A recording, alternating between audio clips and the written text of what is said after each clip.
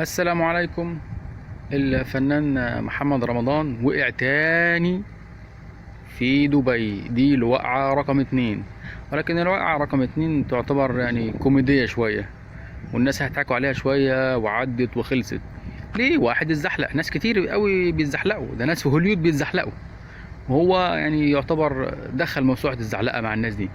اتزحلق عادي، وقع في دبي. المشكلة بقى مش في الوقعة دي، المشكلة في الوقعة التانية اللي هي بتاعت الصور وبتاعت الفيديو اللي وقع فيها ولغاية دلوقتي مش عارف يقوم. الوقعة دي اللي حصلت دلوقتي على المسرح، وقع وقام في ثواني، الناس ضحكت وموضوع وعدى، وهيتحط على السوشيال ميديا وكله هيتفرج عليه مرة واثنين وثلاثة، وشكله حلو وجميل وعادي. الوقعة الأولانية بقى هي المشكلة. فيعني ما يقع إلا الشاطر، ولكل جواد كبوة. ولكن برضو علشان خاطر الواحد يبقى حتة الغرور، يعرف ان ممكن يقع في اي لحظة، مهما وصل من شهرة وفلوس ممكن يقع في اي لحظة. المشكلة بقى في الوقعة الاولى ان هي بتنال من سمعته، بتنال من شهرته، بتنال من اعماله الفنية اللي جاية. ولكن السؤال هنا، هل هو كان يعرف ان دول اسرائيليين ولا ما يعرفش؟ هنا النقطة الفيصلية. يعني هو لو عارف والموضوع بالنسبة له مفيش فيه مشكلة، وان التطبيع عادي، وان الامر مفيش فيه مشكلة، هنا بتكمن المشكلة بقى. ولكن لو ما كانش يعرف يبقى عادي، ممكن اي ممثل، اي مطرب، اي حد معروف يتصور مع اي حد اجنبي وفي الاخر يطلع اسرائيلي.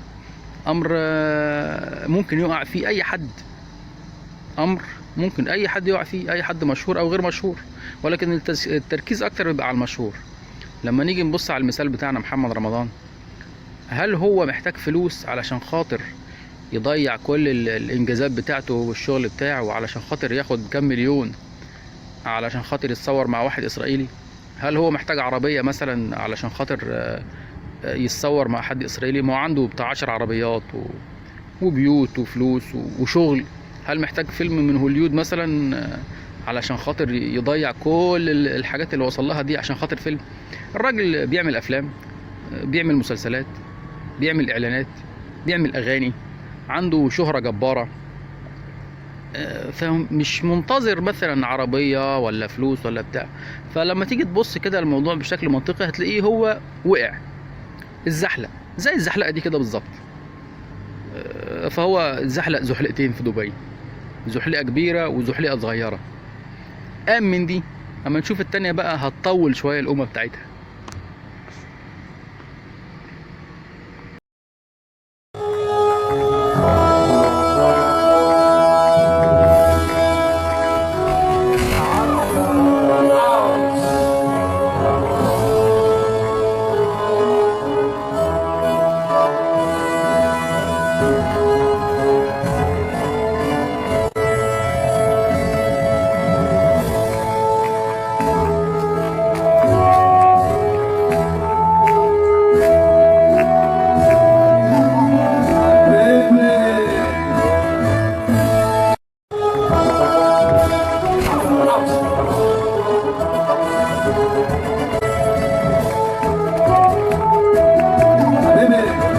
لما تيجي بقى تبص على الصورة بتاعت محمد رمضان والجدع الإسرائيلي دوت عمير أدام المطرب بتاعهم، أو لاعب الكورة، أو الراجل التالت ده، هتلاقيها صور عادية. ما هو متصور مع مئات الأشخاص هناك، ممكن يتصور مع أي حد من غير ما يعرف.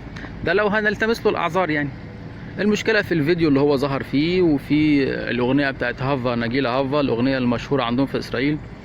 الأغنية موجودة، هو واقف في الحفلة.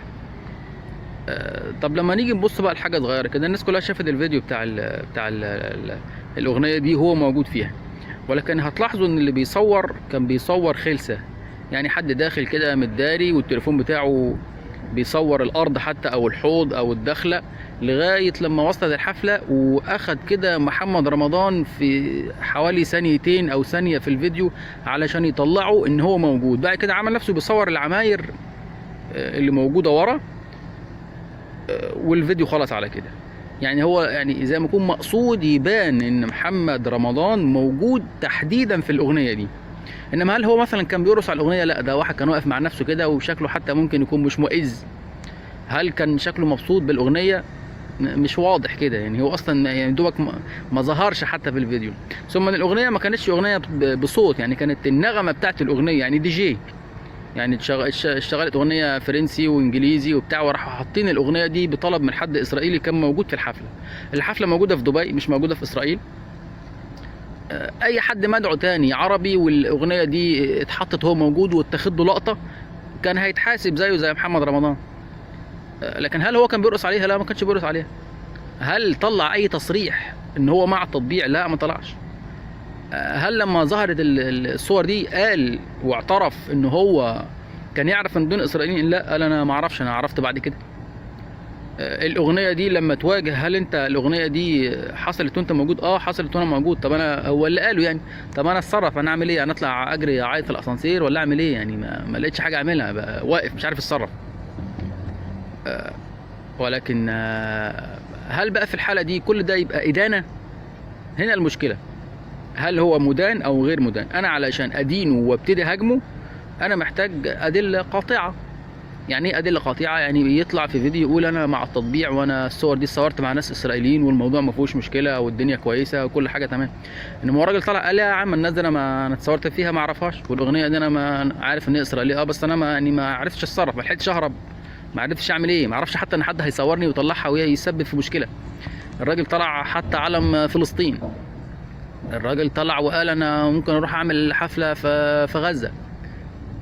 فيعني انا محتاج ادله قاطعه عشان اقدر ادينه. يعني في ناس كتير جدا، يعني الجدع حمد المزروعي دوت الراجل مع التطبيع قلبا وقالبا، وبيقول ده وبيعلنه من فترات كبيره. فخلاص الموضوع بتاعه منتهي. انما انت مع شخص بيقول لك لا اعمل حاجه، انا مش مع الموضوع ده، انا مش مع التطبيع، وانا الموضوع ده اتاخد معايا بالغلط او ما كنتش اعرف ان دول اسرائيليين، وانا صورت مع ناس كتير جدا جدا جدا جدا، فجاه فوجئت ان دول اسرائيليين. انا مش كل واحد هيتصور معايا اقول له اديني فيشو تشبيه او جواز سفر. فلازم انا محتاجين ادله بحيث ما فيش معاها مجال للشك، مش بمجرد صوره يبقى في ادانه. في ناس كتير اتصورت مع ناس ما يعرفوهاش وممكن فجاه يلاقي ادانه. لا، انا عايز دليل قاطع، دليل قاطع، ادانه قاطعه، فيديو، تصريحات، عشان يبقى الكلام مفيش فيه مجال لللبس، عشان لما يتحاسب حساب كامل. دي اهم نقطه لازم الناس كلها تعرفها.